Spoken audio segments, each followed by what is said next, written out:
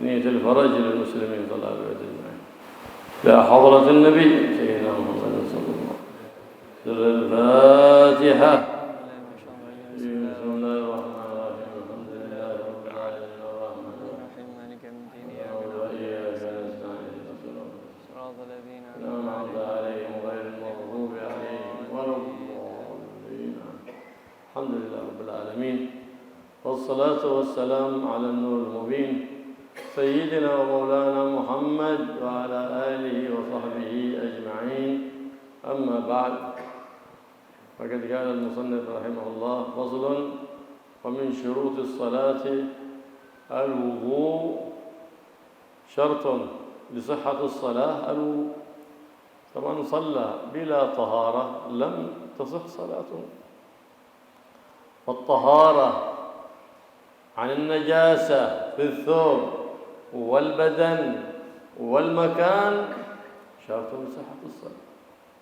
كذلك الطهارة عن الحدثين، الحدث الأصغر والحدث الأكبر، فمن به حدث وصلى يأثم وصلاته غير صحيحة، لم تنعقد أصلا.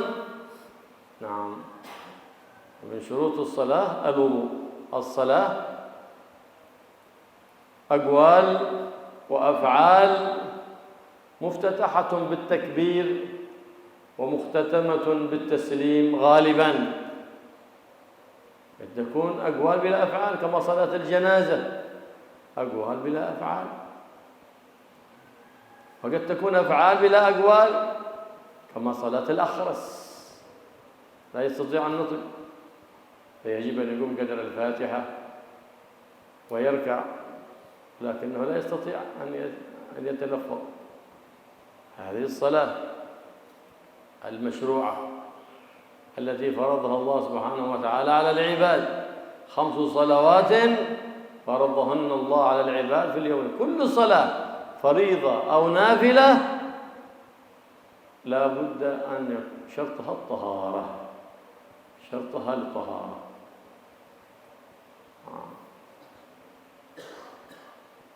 هذه طهارة لا، طهارة الظاهر، وطهارة الباطن أن تتخلى عن كل وصف يبغضه الله، وتتحلى بكل وصف يحبه الله.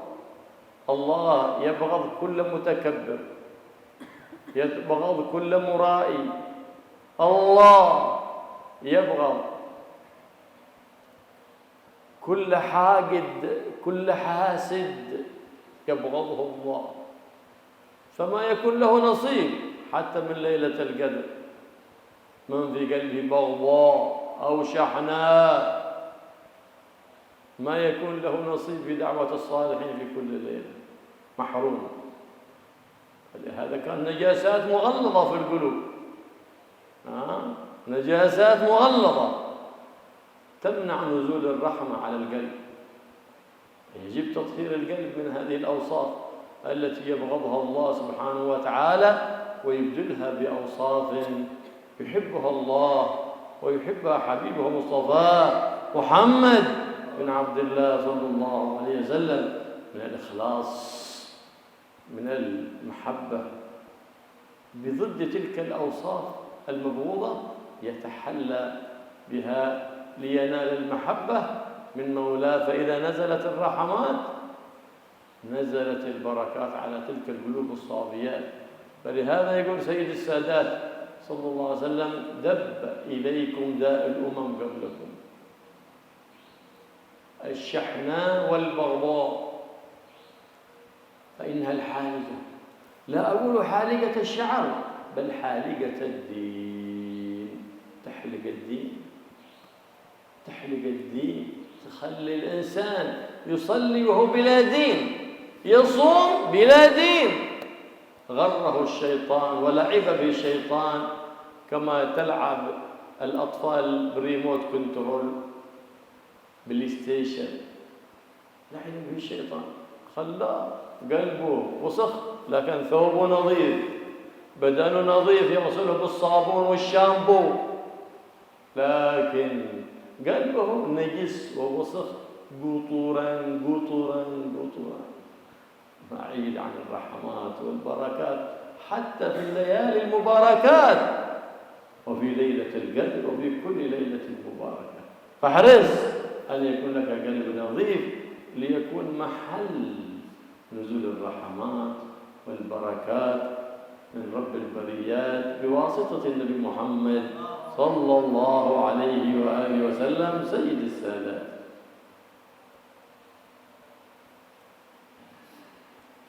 Bismillahirrahmanirrahim. Alhamdulillahirabbil alamin wassalatu wassalamu ala asyrofil anbiya'i wal mursalin sayyidina Muhammad wa ala alihi wasallam. Saya Habib Abdullah bin Husain bin Tahir dalam kitabnya Sulamut Taufik, beliau membahas tentang bab syarat-syaratnya salat. Salah satu syarat-syaratnya salat adalah wudu. Bersih dari hadas. Barang siapa yang salat tanpa bersuci, maka seakan-akan dia tidak sholat. Jadi syaratnya sholat itu bersih dari dua hal. Yang pertama bersih dari najis. Najis apa?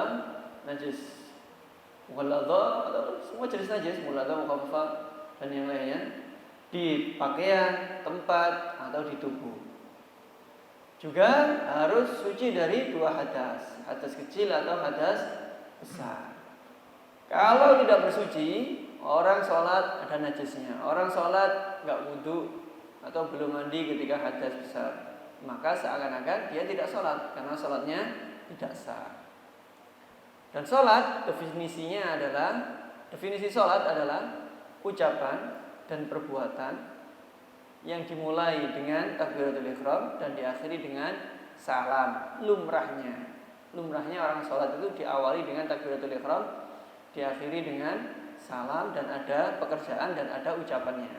Ada beberapa sholat yang isinya hanya ucapan saja, seperti contoh sholat jenazah. Tidak ada rukun fi'linya. Ada juga sholat yang isinya hanya gerakan saja, tidak ada ucapannya sama sekali. Salah satu contohnya sholatnya orang yang bisu, dia hanya isyarat, baca Fatihah hanya isyarat, baca apanya, rukun kaulinya semuanya isyarat. Hanya ada pekerjaan saja. Ini sekilas definisi tentang sholat. Jadi sholat, inilah sholat yang diperintahkan oleh Allah Subhanahu wa ta'ala. Yang wajib yaitu sholat lima waktu, dan juga yang sunnah. Dan semuanya, baik sholat yang wajib atau yang sunnah, itu harus memenuhi syarat-syaratnya. Yang salah satunya akan disebutkan yaitu bersuci. Dan wudhu, ini wudu, mandi, suci dari najis, ini semuanya apa? Bersuci untuk zahir kita, untuk bagian luar kita. Juga ada pembahasan tentang mensucikan batin. Kita juga dituntut untuk mensucikan batin, yaitu apa? Mensucikan diri dari akhlak-akhlak yang dibenci oleh Allah Subhanahu wa ta'ala, dan menghiasi diri dengan akhlak-akhlak yang diridhoi oleh Allah Subhanahu wa ta'ala. Contoh, Allah membenci orang yang sombong. Allah membenci orang yang beramal karena makhluk, riya. Allah Subhanahu wa ta'ala membenci orang yang dendam. Allah membenci orang yang hasud. Nah, ini semuanya kita sucikan diri kita, hati kita dari akhlak-akhlak semacam ini. Ini adalah bersuci batin. Orang kalau di dalam hatinya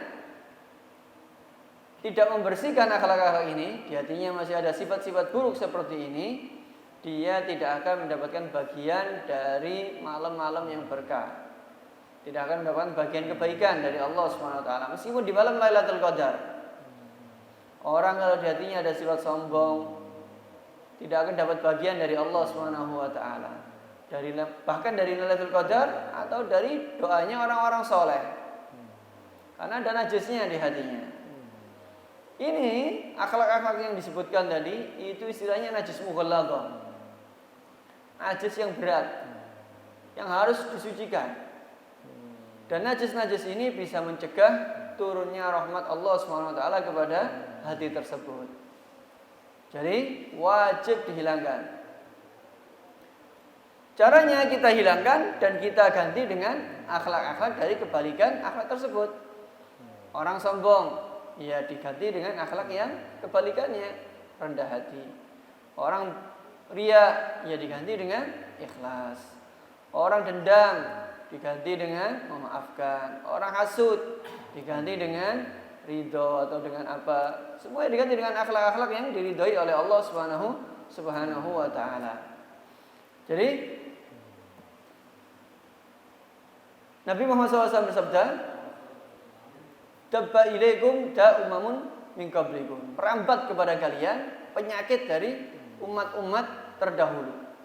Yaitu apa? Syahna wal baghdha. Saling benci dan saling membenci dan saling iri dengki, saling benci dan saling mendengki. Ini penyakit umat-umat sebelum kita.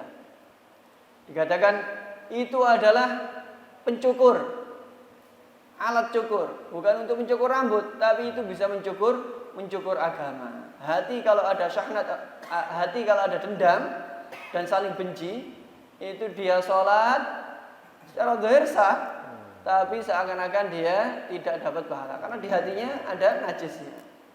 Dia puasa seakan-akan enggak puasa karena di dalam hatinya ada najisnya, tidak memenuhi syarat-syarat batin. Orang-orang seperti ini orang-orang yang dipermainkan oleh setan, sebagaimana anak kecil memainkan PlayStation. Badannya bersih, suci, dipakai mandi pakai sabun, pakai sampo, tapi hatinya penuh dengan kotoran.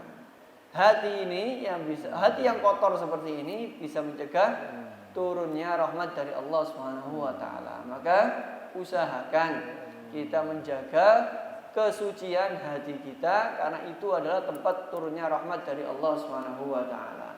نعم. فتجد بالوضوء شرط لابد الطهارة.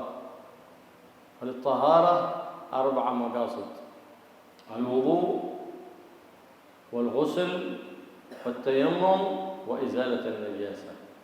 المقصد الأول من مقاصد الطهارة الوضوء. معنى الوضوء من الوضاءة أو الحسن والجمال، ومعناه بالشرع غسل أعضاء مخصوصة بنية مخصوصة. وما هي الأعضاء المخصوصة؟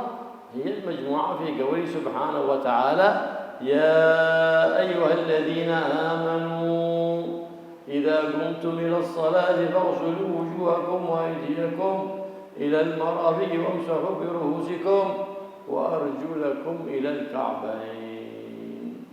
هذه الأعضاء بس، ما شيء ثاني، بس بنص القرآن. إذا من يقوم يصلي وهو بلغه باطل، أو يقول ابنه قم صل ولم يتطهر، فإنه لم تصح صلاته ولا يسقط الإثم عنه.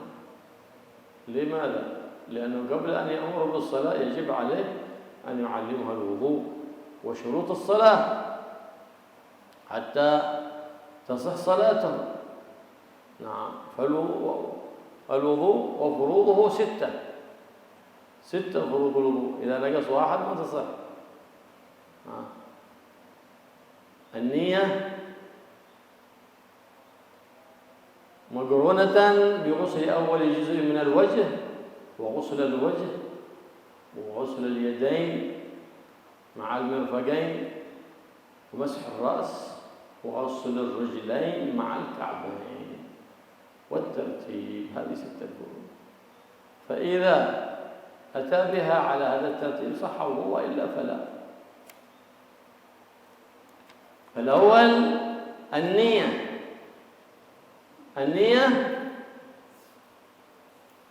قصد الشيء، معنى القصد في اللغة شرعا قصد الشيء مقترنا بفعله. نويت الصلاة وصليت، نويت الوضوء توضأت. أما نويت الوضوء ونمت، نويت الصلاة وجلست ما صليت، هذا ما هي نية، هذه شيء مقترن بفعله. أما الصوم حقيقة عزم، أقام الشرع مقام النية. ليش؟ لأنك لو قال النية طلع الفجر لم يصح صومك، لأنه يجب تبييت النية، يجب تبييت النية في الصوم، أي إيقاع في جزء من الليل.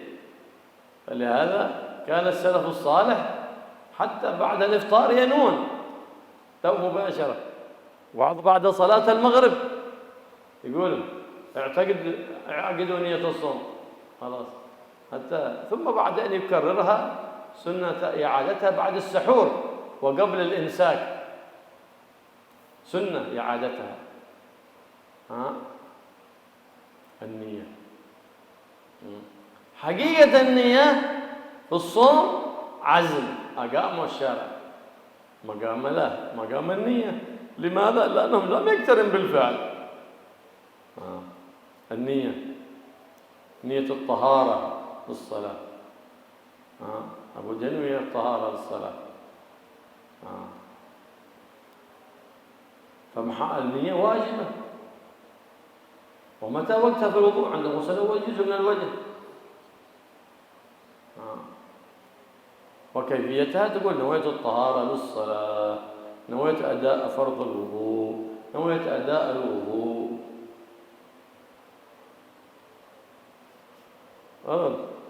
وشرط النية لابد أن يكون الناوي مسلم مميز، فلا تصح من الصغير غير المميز ولا من المجنون،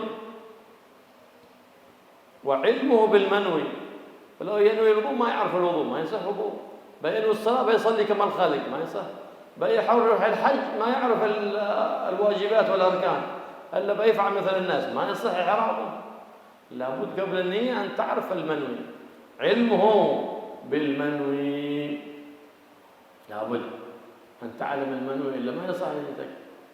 وعدم الاتيان بما ينافيها، واحد ما يتوضأ ويبول ما يصح، أو نسأل الله العافية من الردة والعياذ بالله.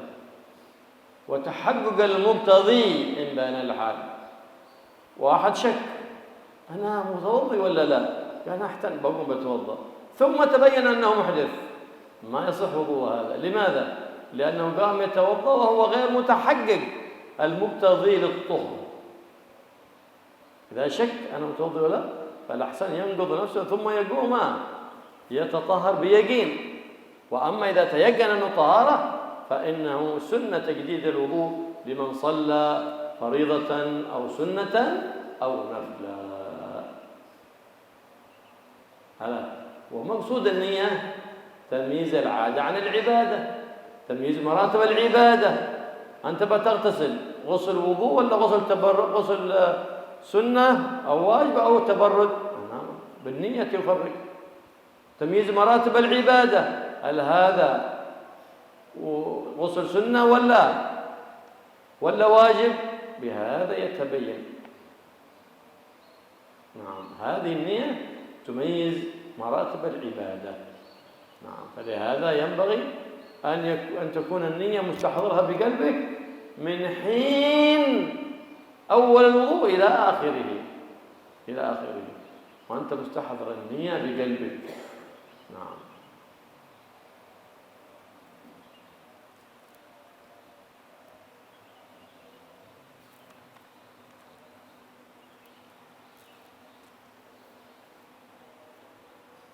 Jadi wudhu tadi dijelaskan adalah salah satu dari syarat-syaratnya sholat. Dan bersuci secara garis besar itu ada 4 poin. Tujuan utama dalam bersuci, kata bersuci itu mencakup 4 hal. Yang pertama adalah wudhu, yang kedua adalah mandi, yang ketiga adalah tayammum, yang keempat adalah membersihkan najis. Ini cakupan makna toharo. Tujuan toharo itu 4 ini. Dan yang pertama dibahas adalah wudhu.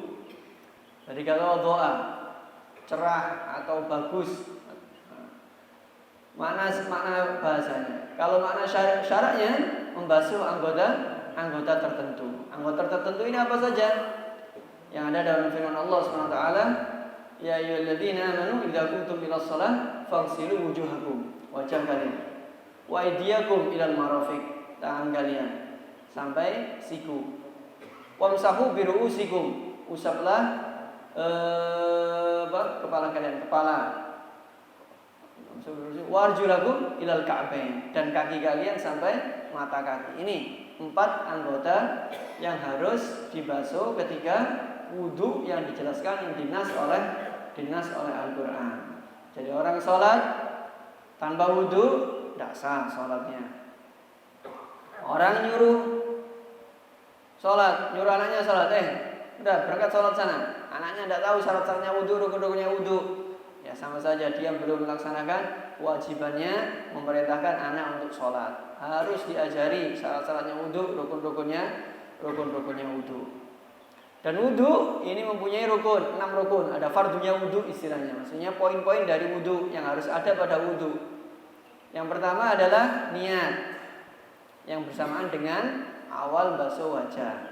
Rukun pertama, fardu pertama. Yang kedua adalah membasuh wajah.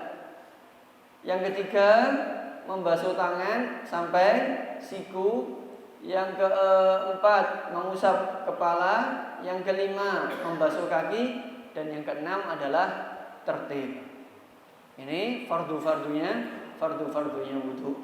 Kalau tidak genap melaksanakan ini, maka wudhunya tidak sah. Sekarang membahas niat.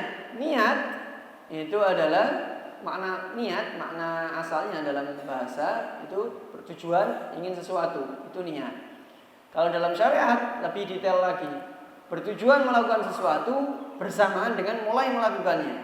Dia ingin melakukan dan langsung memulai kelakuan tersebut. Dia ingin sholat dan dia saat itu mulai sholat. Ini namanya niat. Dia niat puasa, saya niat puasa dan dia mulai puasa. Ini sebenarnya niat. Hanya saja dalam puasa kita kan nggak mungkin niat puasa bareng bersama dengan puasa. Kalau kita niat puasa pas fajar, ya malah nggak sah puasanya. Hanya saja khusus dalam bab puasa, azm, keinginan kuat, belum sampai niat, itu sudah dikategorikan niat oleh para ulama. Ya, karena nggak mungkin kita niat puasa bareng dengan terbitnya fajar. Mulainya puasa kan dari terbitnya fajar. Maka dari itu diwajibkan kita dalam puasa fardu tabyitu niat. Menjadikan niat, kita niat di malam hari. Makanya orang-orang soleh zaman dahulu itu bahkan sejak maghrib sudah niat puasa, habis buka niat puasa untuk besok. Nah, nanti diulang lagi setelah sahur diulang lagi niatnya. Bangun tidur diulang lagi niatnya. Itu yang yang bagus seperti itu. Jadi dalam wudhu harus ada niatnya saya niatnya macam-macam. Atau saya niat melaksanakan wudhu, saya niat melakukan fardu-fardunya wudhu. Nah, ini contoh-contoh niat yang memenuhi lafaz-lafaz niat yang memenuhi syarat. Dan niat ini juga ada syaratnya. Orang niat melakukan ibadah, niatnya bisa sah, ini ada syaratnya. Yang pertama orang Islam. Orang kafir niat dalam ibadah tidak sah. Yang kedua tamyiz. Saya jelaskan dulu tamyiz seperti apa. Bisa makan sendiri, minum sendiri, istinja sendiri, cepok sendiri. Terus yang ketiga yang banyak kita sering lalai yaitu al-ilmu bil manwi. Tahu tentang apa yang dia niati. Dia niat sholat, dia sudah tahu gambaran sholat itu akan seperti apa. Ini salah satu syaratnya. Dia mau haji, niat ihram haji, dia harus tahu gambaran cara garis besar haji itu nanti akan seperti apa. Rukun-rukunnya apa, syarat-syaratnya apa. Jadi orang, contoh, baru masuk Islam, nggak diajari gambaran sholat seperti apa. Ya sudah, ayo ikut saya, sholat saja. Ini nggak sah. Tidak memenuhi syarat niatnya. Niatnya nggak memenuhi syarat, ya jadi sholatnya nggak sah. Orang haji, daftar haji gitu saja, nggak mau ikut pelatihan haji, tiba-tiba penting nanti ikhram saja.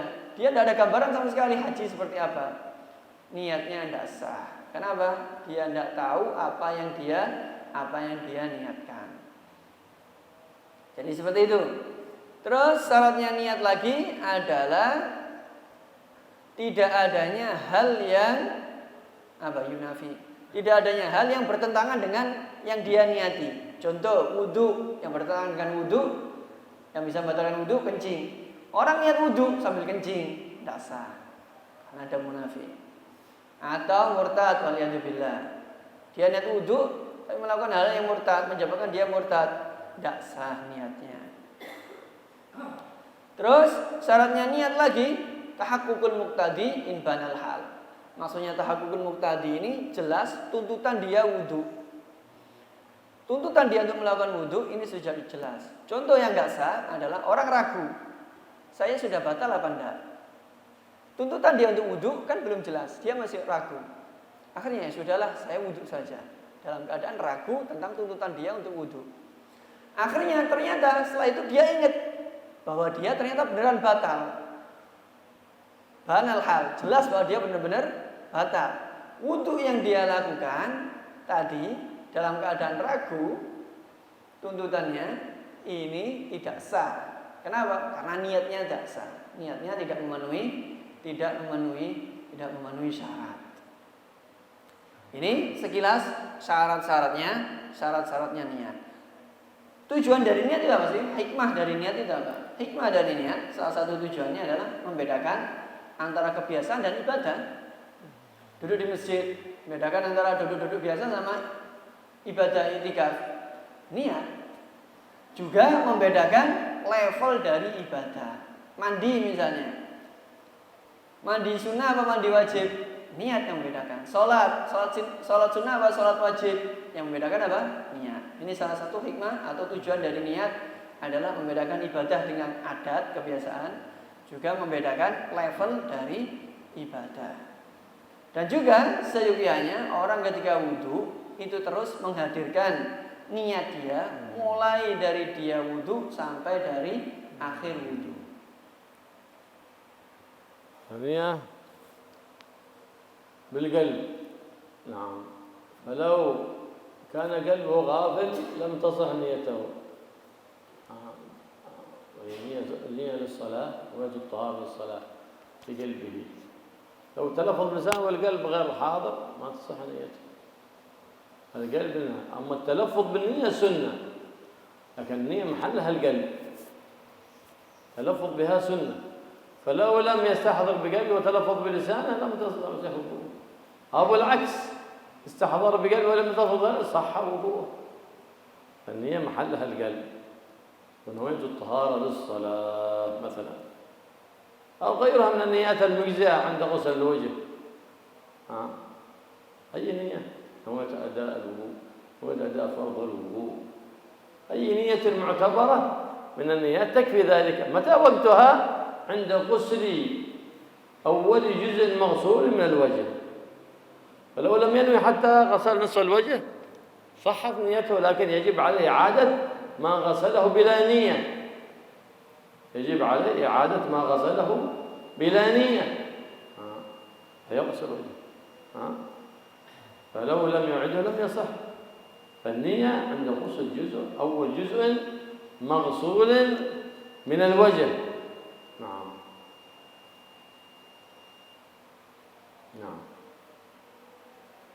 هذه هي الركن الفرض الأول من فروض الوضوء. واستمرار النية بالقلب إلى آخر الوضوء هذا السنة ليحوز الثواب كاملا.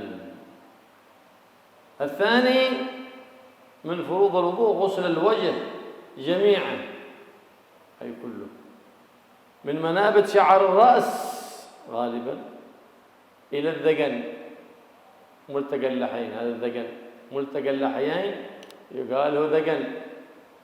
ومن الأذن إلى الأذن الأخرى في العرض، هذا طوله من منابت شعر الرأس إلى الذقن. عرضه من الأذن إلى الأذن. نعم. كل ما في الوجه من شعرا وبشرا يجب غسله كله، ما عليه من الشعر، كل الشعور، من حاجب، من ما يظهر عند حمرة الشباه باطن الفم ما يجب، لأن المضمضة سنة. ما يظهر حمرة الشباه، البياض الذي بين الأذن والعارض هذا يجب غسله. كل هذه الشعور يجب غسلها، ويجب غسل ما تحتها من البشر كل ذلك. الأجفان هذا يتحرى عندما يقوم النوم، بعضه يكون في وسخ في عينه هنا، فإذا كان جامدا يمنع وصول الماء ما يصح الوضوء. فالذي عند الوضوء يطرف سببته هكذا وطرفاه اللحاظين في الماقين وفي اللحاظين يتعاهدهما، ربما كان هناك وسخ، فلو كان جامدا يمنع وصول الماء البشرة ما يصح الوضوء. فيسن يتعهد هذه الأماكن التي احتمال أن الماء لا يصل إليها بسبب تراكم الأوساخ فيها. نعم، يجب غسل ذلك في جميع الشعر والبشر، إلا يستثنى من هذا إذا كان رجل باطن لحية الرجل وعارضيه إذا كثفنا، إذا كان لحية كثيفة أو عارضين كثيفين. اللحية الشعر النابت على الذقن يقالوا لحية، والعارض من الذقن إلى العارض يقالوا هذا عارض. إذا كان كثيف يغسل الظاهر دون الباطن، إذا كان كثيف يغسل الظاهر دون الباطن. وما هو الكثيف؟ الذي لا ترى بشرة من مجلس التخاطب وهو 3 أذرع، هذا كثيف. والتي ترى بشرة من مجلس التخاطب بدل 3 أذرع فما دون، فهذا يجب غسل ظاهره وباطنه. أما إذا كان كثيف لا ترى بشرة من مجلس التخاطب من 3 أذرع فيجب غسل الظاهر دون الباطن، والظاهر ما ظهر والباطن ما بطن، يقال هذا الكثيف. فيجب تحري جميع الشعور الوجه، من أهداب، من حاجب، الشارب اللي نابت على الأشفاه العليا، العنفقة نابتة على الشفاه السفلى، العذار والمحاذي للأذن هذا قالوا عذار، يجب غسل ذلك كله شعرا وبشرا، إلا العارضين الكثيفين واللحية الكثيفة فقط يجب غسل ظاهرهما دون باطنه. باقي جميع الشعور يجب غسل ظاهرها ويجب غسل باطنها. Niat itu tempatnya ada di hati. Jadi kalau orang lalai, hatinya nggak sadar, mulutnya ngomong tapi hatinya nggak sadar apa yang dia niatkan, ya berarti niatnya nggak sah. Karena poinnya niat itu di hati, tolak ukurnya. Mengucapkannya hukumnya sunnah. Jadi dia ngomong nawaitu wudhu'a lillahi ta'ala, tapi hatinya nggak hadir sama sekali, ya berarti niatnya nggak sah. Kalau sebaliknya sah, dia niat di hati tapi nggak talafut, nggak mengucapkan, dia di hatinya niat wudhu tapi di hatinya nggak ngomong nawaitu wudhu'a, ini sah. Hanya saja sunnah melafatkan niatnya wudhu. Jadi dan sekotnya niat wudhu banyak, yang penting sewot-sewot yang mencukupi, yang memenuhi syarat, seperti niat melaksanakan fardunya wudhu, niat wudhu. Nah ini contoh-contoh niat-niat yang sah untuk berwudhu. Kapan waktunya niat? Yaitu ketika membasuh bagian pertama dari wajah. Itu posisinya niat. Jadi ketika kita basuh dari atas misalnya, awal yang kita basuh, disitulah kita niat. Jadi orang kalau basuh wajah dari sini, terus nyampe sini baru niat, ya sah. Tapi yang bagian ini, yang dia nggak niat tadi, harus diulang dibasuh. Karena ini kebasuh, tapi dia belum niat. Seperti inilah tata cara niat. Penjelasan tentang niat. Rukun yang kedua, fardu wudhu yang kedua adalah membasuh wajah. Membasuh semua bagian dari wajah. Batas wajah dari mana? Dari tempat tumbuhnya rambut kepala, lumrahnya orang yang lumrah, yang normal. Itu rambut kepalanya dari mana? Sampai ini. Janggut. Ini batas vertikal. Adapun batas horizontalnya dari apa? Dari telinga satu ke telinga yang lain. Semuanya harus dibasuh. Kulit dan rambutnya semua harus kena. Kumis, rambutnya kena, kulit di bawah kumis ini juga harus kena. Terus apa lagi? Apa ini namanya? Alis. Bulu-bulu alisnya harus kena. Yang di bawah alis, kulit di bawah alis harus kena. Apa ini namanya? Bulu mata harus kena. Semuanya. Ini perhatikan apa? Daerah putih antara telinga dengan apa? Petek ini apa istilah bos? Apa istilah? Hah? Jambang. Ya. Antara telinga dengan jambang ini ada kan kulit putih. Nah, ini hati-hati, harus kebasuh. Semuanya harus terbasuh.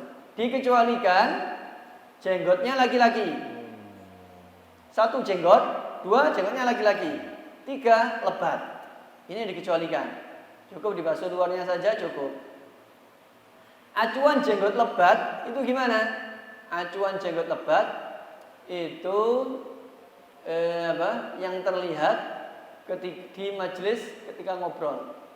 Jaraknya maksimal 3 dhira'. 3 dhira' berarti sekitar meter manus. Salah adro. Meter manus. Jadi jarak sekitar 1,5 meter.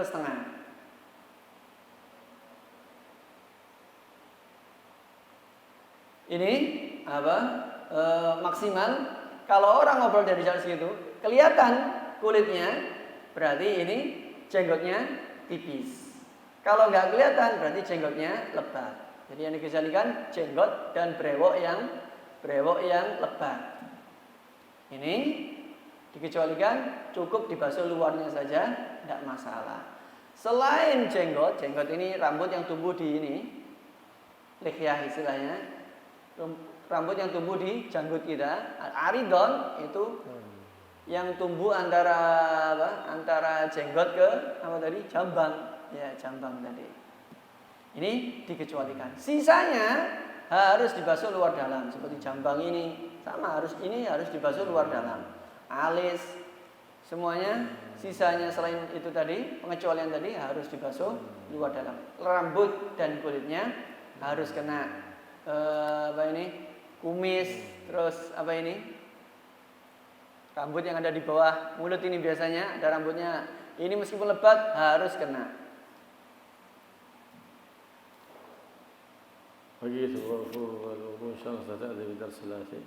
الله يفقهنا في الدين عنه وفي دين الإسلام السبيل ويجعلنا من العلم العامل العمل الحق من محمد الرؤوف الرحيم.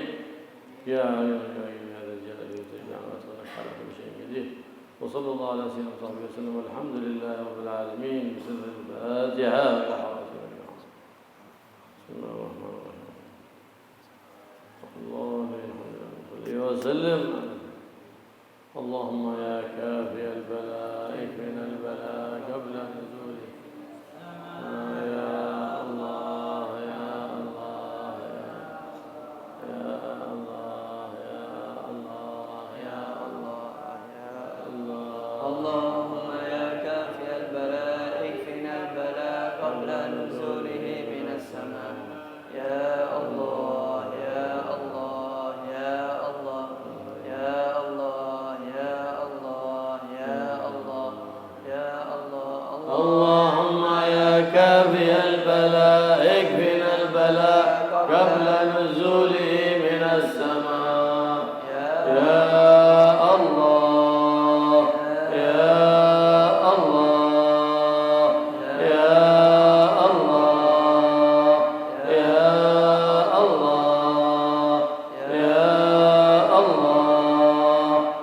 يا الله يا الله يا الله يا رب يا دار أغثنا أدركنا برحمتك من عندك تغنينا بها عمن سألنا ورجعنا عمن سواك يا حي الحمد لله رب العالمين.